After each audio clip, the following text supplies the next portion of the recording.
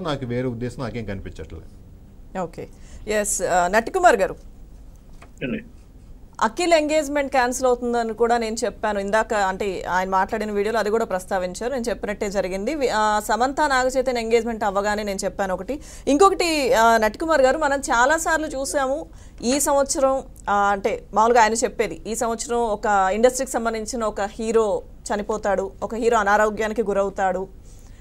అంటే ఇది చెప్పినా చెప్పకపోయినా ఇండస్ట్రీలో కానీ ఎక్కడైనా కానీ ఎప్పుడు ఏవో ఒకటి జరుగుతూనే ఉంటాయి కదా. సో వాటిని అంటే ఆ సంవత్సరం ఎవరైనా చనిపోతే దానికి లింక్ చేసి చెప్పడం. ఇప్పుడు నేను ఒక మాట అంటానండి, అక్కడ పెద్దలు కూర్చున్నారు. జాతకం అంటే ఏంటండి? మనం జాతకం అంటే మనం మంచి చెప్పాలి, వాళ్ళకి చెడు ఉంటే ఏ విధంగా దాన్ని ఆ దోషాన్ని ఏ విధంగా తీయాలి, ఏ విధంగా చేయాలని ఉండాలి.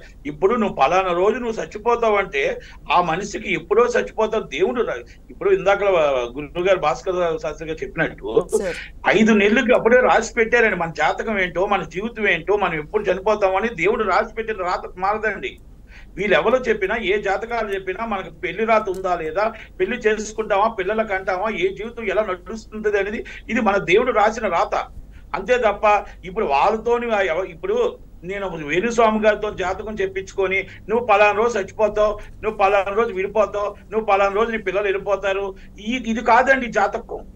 ఇది జాతకం అనరు. పల్లెటూరులో కోయిదొరలు వచ్చి చెప్తారు, దొర నీ మీద నీకు దోషం ఉంది, నువ్వు ఒక చీర పెట్టు, లేకపోతే 1000 నుండి 16 నువ్వు నీ దోషం తీసేస్తాం, ఇగో తావిత్తు ఇస్తాం అని టైపులో ఉంటుంది కదా.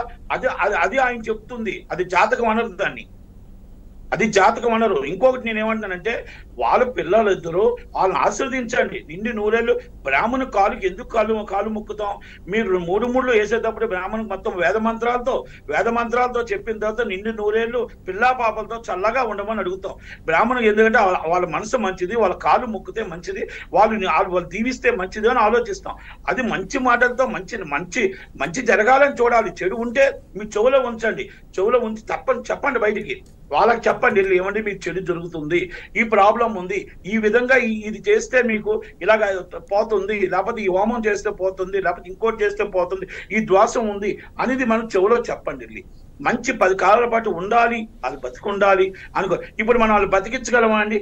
మనం ఏమైనా ఇప్పుడు పలానా రోజు చనిపోతాడని మీ ఇండస్ట్రీలో ఉన్న వాళ్ళు చెప్పారు, వాళ్ళు బతికించాడు ఆయన ఏమైనా? లేకపోతే ఈయన చెప్తేనే చనిపోయారా? దేవుడు రాసిన రాతని ఎవరు మార్చలేరు. కానీ ఇది జాతకం అంటారా అని అడుగుతారు. పెద్దలు కూర్చున్నారు కదా, ఇది జాతకం అంటారా? ఈ విధంగా ఇప్పుడు ఇంతకు ముందు మరి జగన్మోహన్ రెడ్డి గారి కోసం చెప్పాడు, జగన్మోహన్ రెడ్డి గారు నైట్ రోడ్డు మీద తీసుకొచ్చి నించోబెట్టాడు. ఇప్పుడు ఏమైంది? ఆయన వచ్చి ఉన్నది లేనిది కలిపి ఓదార్పు యాత్రను తిరుగుతూనే ఉన్నాడు. ఆయన ఖాళీగా ఉండలేక ఒక ఫ్లైట్ వేసుకొని, బండి వేసుకొని, జనాలు వేసుకొని, ఏదో ఎవరు ఉన్న వాళ్ళని లేని వాళ్ళని తీసుకెళ్ళి చంపేశారు అనుకుని చెప్పి ఓదార్పు యాత్ర తిరుగుతున్నాడు. ఆయన 170 సీట్లు 170 గెలుస్తూనే ఎక్కడికో ఎక్కిచ్చాడు. ఏమైంది చెప్పండి? వాళ్ళందరూ మొత్తం బెట్టింగ్ రాయలు అందరూ నడి రోడ్డు మీద పడిపోయి సూసైడ్లు చేసుకున్నారు. మరి దానికి ఎవరు తప్పదాం? అది వేణుస్వామి గారు ఎందుకు కరెక్ట్ అవ్వలేదు? అలాగే ఎన్నో కరెక్ట్ అవ్వలేదు కదా. 1, 2 ఏమండి, ఇప్పుడు జాతకం అనేది వేరు, మనము సర్వే అంటారు. ఇప్పుడు మస్తాన్ సర్వే ఉంది, ఆర్ఆర్ మస్తాన్ గారు సర్వే చెప్పారు, జగన్మోహన్ రెడ్డి గారు గెలుస్తున్నారు అన్నారు. ఇంకొకరు వచ్చి కూటమి గెలుస్తున్నారు. ఆర్ఆర్ మస్తాన్ గారు సర్వే ఓడిపోయింది, అక్కడ కూటమి గెలిచింది. కూటమి గెలిచేటప్పుడు ఆయన ఏమనుకుంటాడు? అది సర్వే అండి, అది జాతకం కాదు.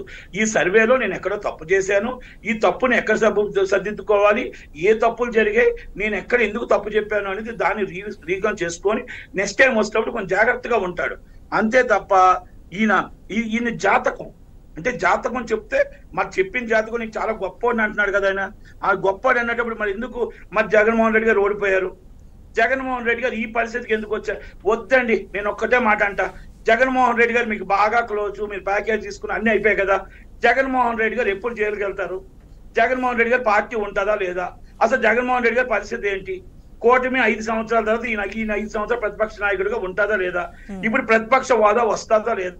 అవి చెప్పమన్నాడు మాకు, అవి చెప్పండి. ఆ సలహా ఏమని నేను అడుగుతున్నా ఇప్పుడు కొన్ని అడగకుండా చెప్తున్నాడు కదా, ఇది అడుగుతున్నా చెప్పండి మరి. అంతే కదండి, వీటి మీద వీడియో రిలీజ్ చేయమంటారా?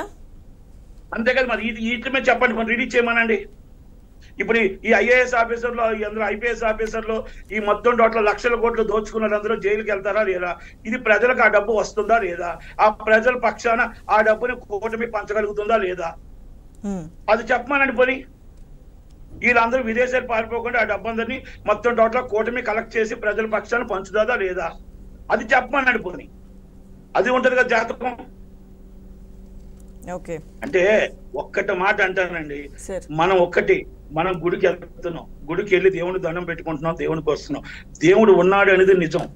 నేనేమంటున్నానంటే కొంతమందికి జాతకం ఇష్టం ఉంటుంది, కొంతమంది బాబాలు ఇష్టం ఉంటారు, డిఫరెంట్ కొంతమంది పాస్టర్లు అది ఏంటంటే ప్రేయర్ చేయించుకుంటారు. ఆ దేవుడి తరపు నుంచి వాళ్ళు మనకి ఆశీర్వాదం ఇస్తారండి.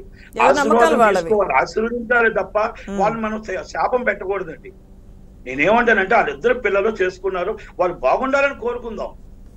వాళ్ళు 10 కాలం వాళ్ళు ఇప్పుడే ఆదిలోనే వాళ్ళని మొత్తం టోటల్ గా అది కాదు, వాళ్ళకేదో ఒక డౌట్ వచ్చే విధంగా మనం చేయడం అనేది కరెక్ట్ కాదు. ఇలాంటి వాళ్ళని మనం ఎట్టి బస్సు ఎంకరేజ్ చేయకూడదు అనే ఉద్దేశమే మాది. అది నేను అనేది. ఓకే నట్ కుమార్ గారు. సో